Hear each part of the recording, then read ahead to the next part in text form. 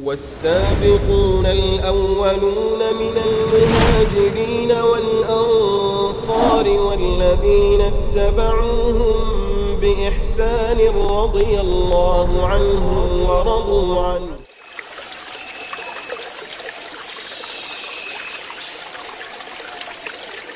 Bismillahirrahmanirrahim.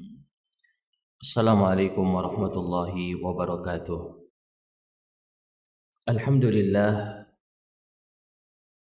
Alhamdulillahilladzi arsala rasulahu bil huda wa dinil haqq liyudhhirahu 'ala ad-dini kullihi wa kafaa billahi shahida.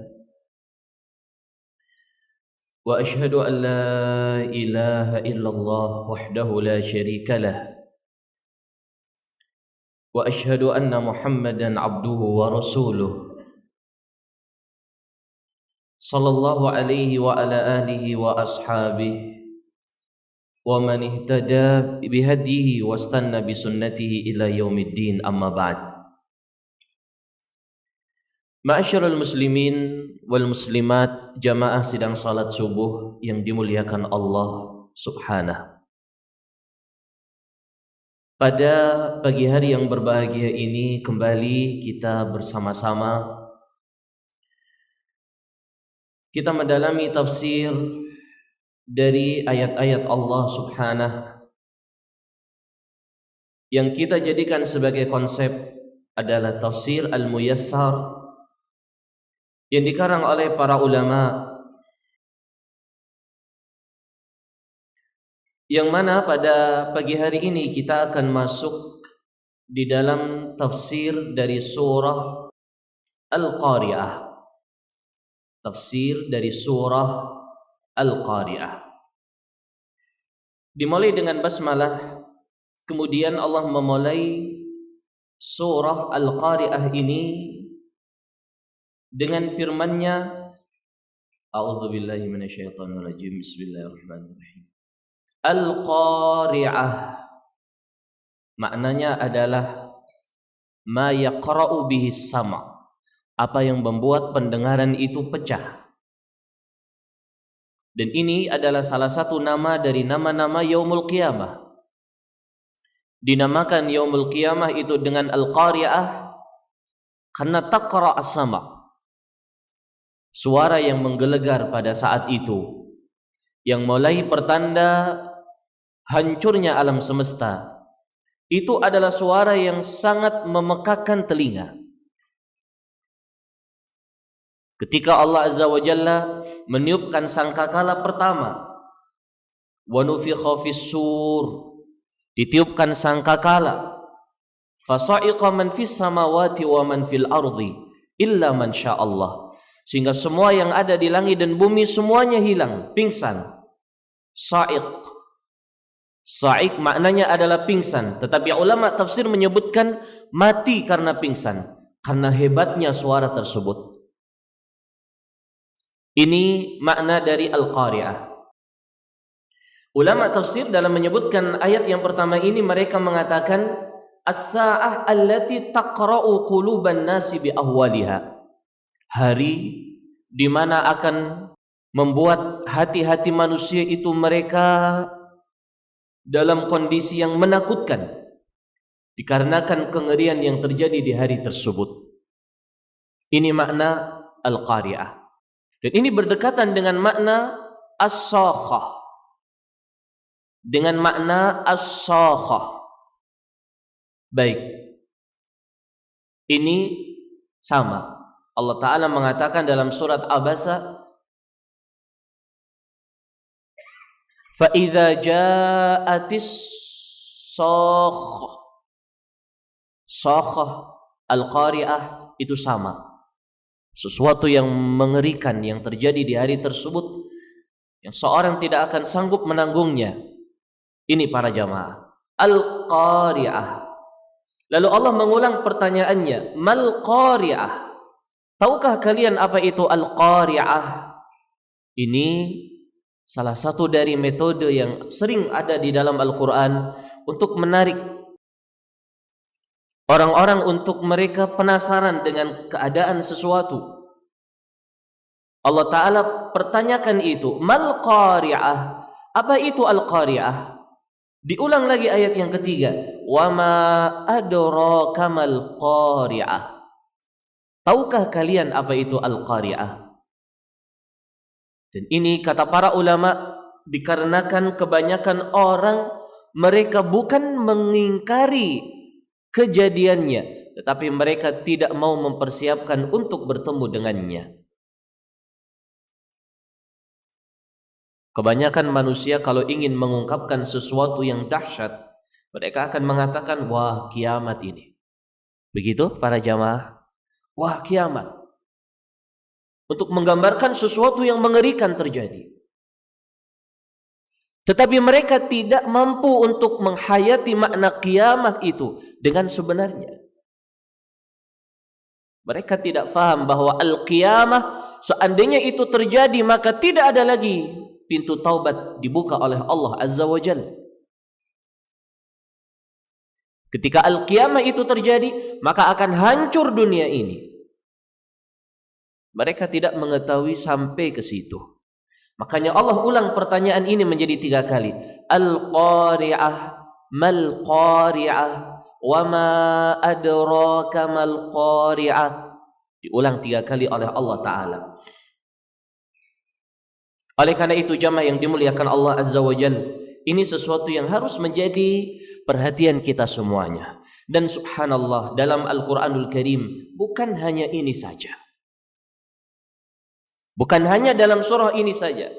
Sampai Allah membuat satu surah dengan nama Al-Qiyamah. Dengan nama Al-Qiyamah.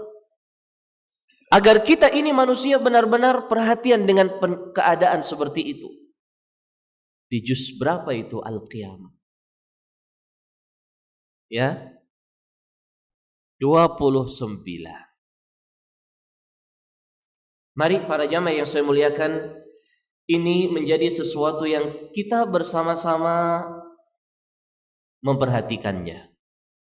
Kemudian Allah akan menjelaskan di ayat yang keempat, yauma yakunun nasu kal farashil mabthus, yaitu di hari an-nasu, kita ini manusia, disebutkan oleh Allah Azza wa Jalla itu kal farash. Al-farash itu seperti anai-anai yang bertebaran. Kata para ulama, fi dzalikal yaum, pada hari itu yakunun nas fi kathratihim wa tafarruqihim wa harakatihim. Bagaimana mereka tercerai-berai, bagaimana mereka itu berpisah, lari ke sana ke sini. Gerakan-gerakan mereka itu tidak beraturan pada hari itu. Kal farash, seperti aneh-aneh, al-muntashir, menyebar. Wa huwa alladhi yatasaqat finnar, yang berjatuhan di api. Bagaimana binatang-binatang terbang yang menyala di bawahnya api, terbang jatuh, terbang jatuh, terbang jatuh. Itu kengerian yang terjadi di hari tersebut. Oleh karena itu, jamaah yang dimuliakan Allah Azza wa Jalla, sehebat apapun orang, sekuat apapun tubuhnya, seaman apapun tempat tinggalnya, itu semuanya tidak akan ada manfaatnya ketika datang hari itu. Maka untuk apa kita sombong? Dan untuk apa kita merasa bangga dengan apa yang kita miliki dari harta benda, jabatan, kekuatan, kalau itu semuanya tidak berarti di hadapan kengerian yaumul qiyamah? Kemudian di ayat yang kelima Allah mengatakan, wa takunul jibalu kal'ihnil manfush. Kata Allah Azza wa Jalla, bukan hanya manusia, pada hari itu al-jibal, gunung-gunung yang ada ini, kal'ihnil manfush. Disebutkan oleh para ulama, al-ihn itu as-suf, bulu yang dia ditiup angin. Kira-kira bantal yang terbuat dari kapas. Kalau kita pecah di angkasa lalu terbawa anginlah, seperti itu keadaannya. Ada yang ke sana ke sini, ke sana ke sini. Bayangkan jamaah yang saya muliakan, gunung yang Allah mengatakan dalam ayat yang lain, wa taral jibala tahsabuha hamidah.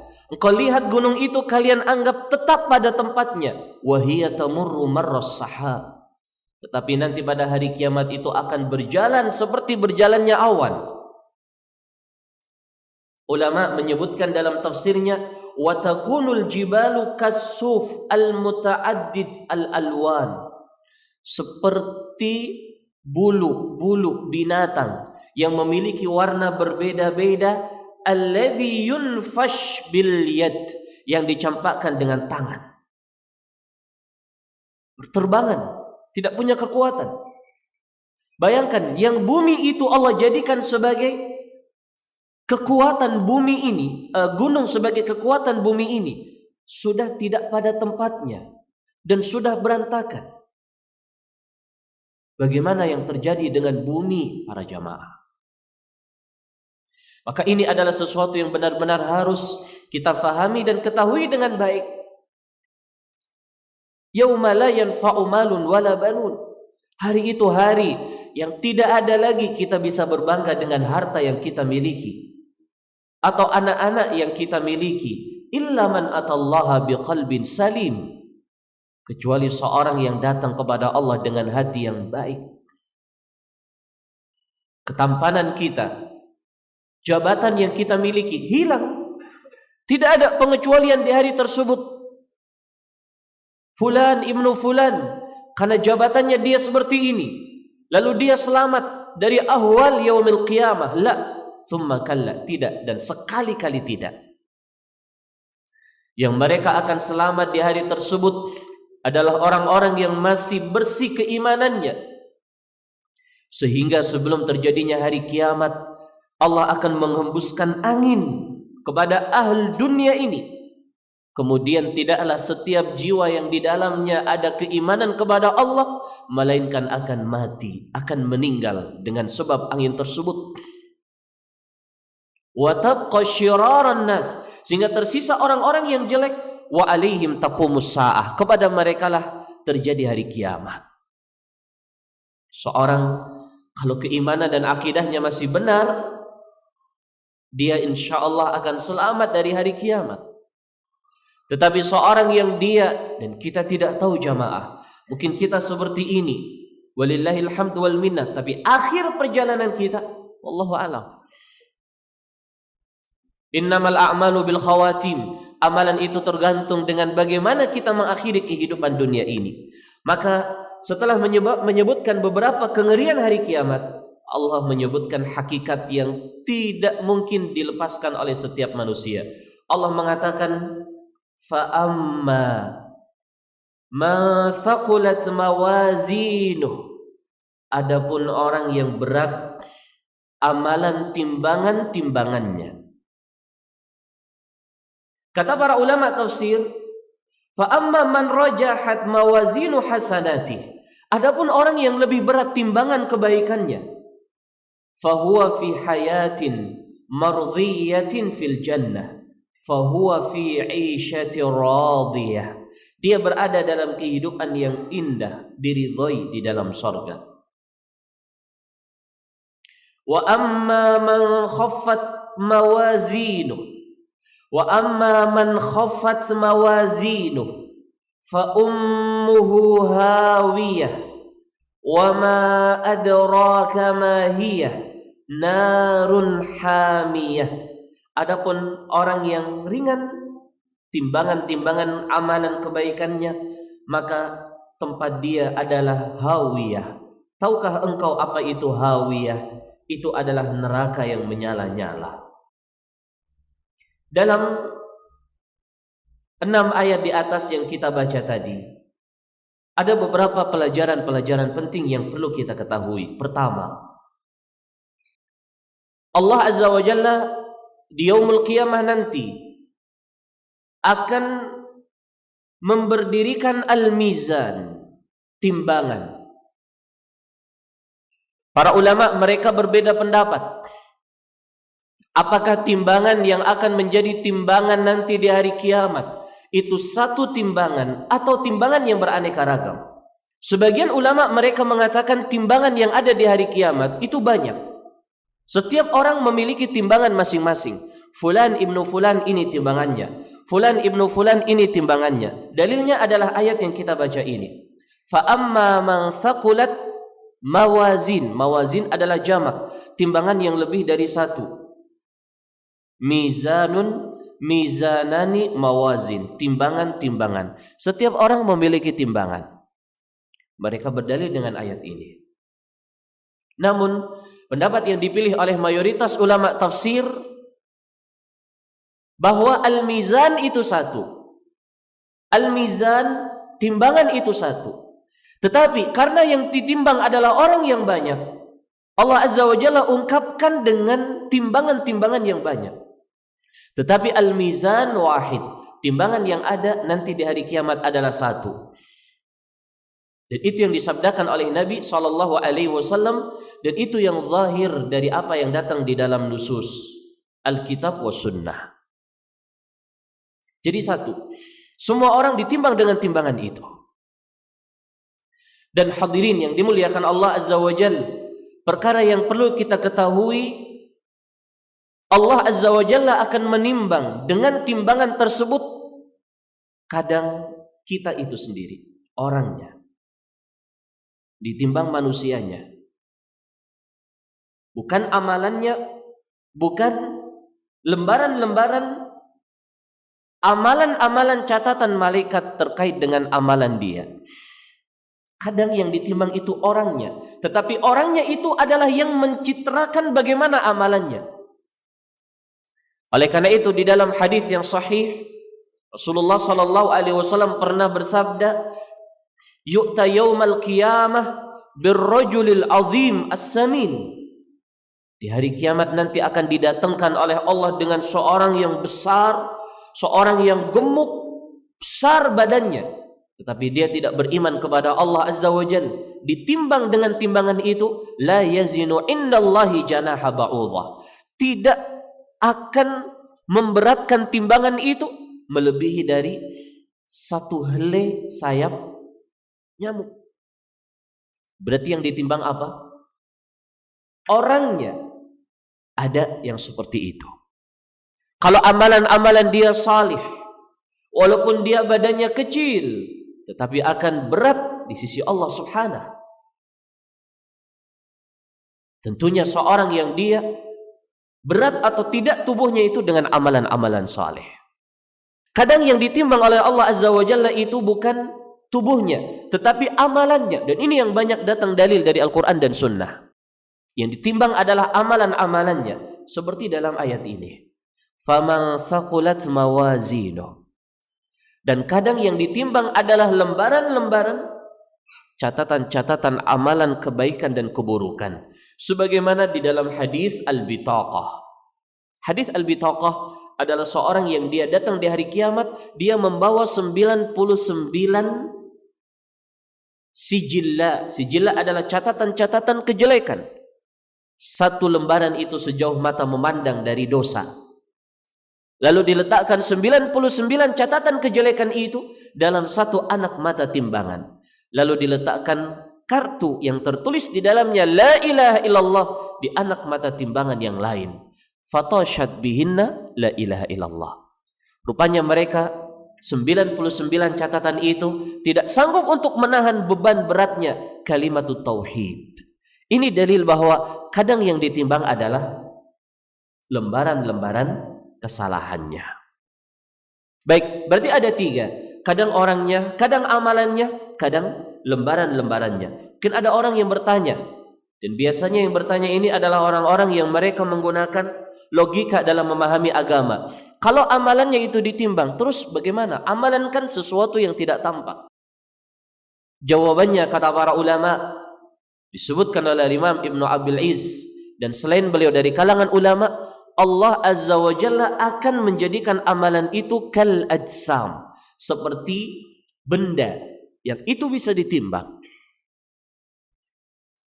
Sama seperti keadaan yang terjadi di hari kiamat setelah ahlul jannah memasuki sorga dan ahlun nar memasuki sorga, Allah Azza wa Jalla menyembelih apa jamaah? Apa yang disembelih oleh Allah? Kematian. Allah memerintahkan agar al-maut, kematian itu disembelih. Kita bertanya, bagaimana kematian disembelih? Kematian sesuatu yang jauhar atau arud? Sesuatu yang abstrak atau real? Sesuatu yang tidak tampak. Tetapi apa kata Nabi SAW? Yu'ta bil mauti ka'annahu ala surati kabshin. Allah jadikan kematian itu seperti seekor kambing, lalu disembelih di antara sorga dan neraka dalam sebuah tempat. Kematian sudah tidak ada lagi ketika seorang masuk surga dan masuk neraka. Lalu diserukan pada saat itu, ya ahlal jannah khuludun wala maut, wa ya ahlan nar khuludun wala maut. Wahai penduduk sorga, kekal kalian di dalam sorga, tidak ada kematian. Dan wahai penduduk neraka, kekal kalian dalam neraka dan tidak ada kematian. Dan ketika seorang berada di hadapan timbangan amalan, ini adalah keadaan yang dia tidak bisa untuk fokus dengan dirinya sendiri. Karena itu adalah sebuah persimpangan jalan. Seperti yang Allah sebutkan dalam ayat ini, kalau lebih berat amalan timbangan kebaikannya, selamat. Kalau lebih berat amalan timbangan kejelekannya, dia akan jatuh ke dalam hawiyah. Yang jadi masalah jamaah yang dimuliakan Allah, tidak ada seorang yang dia lebih berat amalan kebaikannya. Siapapun dia, kecuali yang Allah Azza wa Jalla berikan kepada mereka ismah. Tidak ada di antara kita yang lebih banyak amalan kebaikannya. Oleh karena itu Nabi SAW pernah bersabda di hadapan Aisyah radhiyallahu anha dalam hadis yang diriwayatkan Bukhari Muslim, man nukishal hisab udzib. Siapa yang dia itu nukish. Nukish itu dia ditimbang dengan timbangan dengan adil, beratnya kebaikan dan kejelekannya, dia pasti akan diazab oleh Allah Azza wa Jalla. Karena tidak ada seorang yang dia lebih berat amalan kebaikannya. Oleh karena itu kita harus menambah terus dan berharap kepada Allah Subhanahu wa taala al-qabul. Ditanyakan oleh Aisyah di kala itu, bagaimana ya Rasulullah dengan firman Allah, fasaufa yuhasabu hisaban yasira. Dia akan ditimbang dengan timbangan yang mudah. An-Nabi sallallahu alaihi wasallam mengatakan, zalika al-ard. Itu adalah al-ard. Fasaufa yuhasabu hisaban yasira. Ini adalah al-ard. Makna al-ard adalah Allah menampakkan semua amalan kejelekan seorang hamba. Kemudian Allah bertanya kepada mereka, apakah kalian mengakui perbuatan dosa ini? Lalu sang hamba mengatakan, bala ya Rabb, benar ya Rabb, kami mengakui itu semua kesalahan saya. Kemudian Allah tutup itu semua kesalahan. Kemudian Allah berikan ampunan. Itulah yang Allah maksud dengan firman Allah, fasaufa yuhasabu hisaban yasira. Maka dalam kondisi seperti itu seorang dia harus benar-benar mempersiapkan. Wa fi dzalik, pada hari itu falyatanafasil mutanafisun. Mari kita berlomba-lomba para jamaah, saya dan antum semuanya. Tidak ada jaminan kalau siapa di antara kita yang paling banyak ilmunya dia yang akan menang. Tidak. Yang akan berhasil adalah mereka yang menyandarkan dirinya kepada Allah dan benar-benar berjalan di atas jalan istiqamah ini.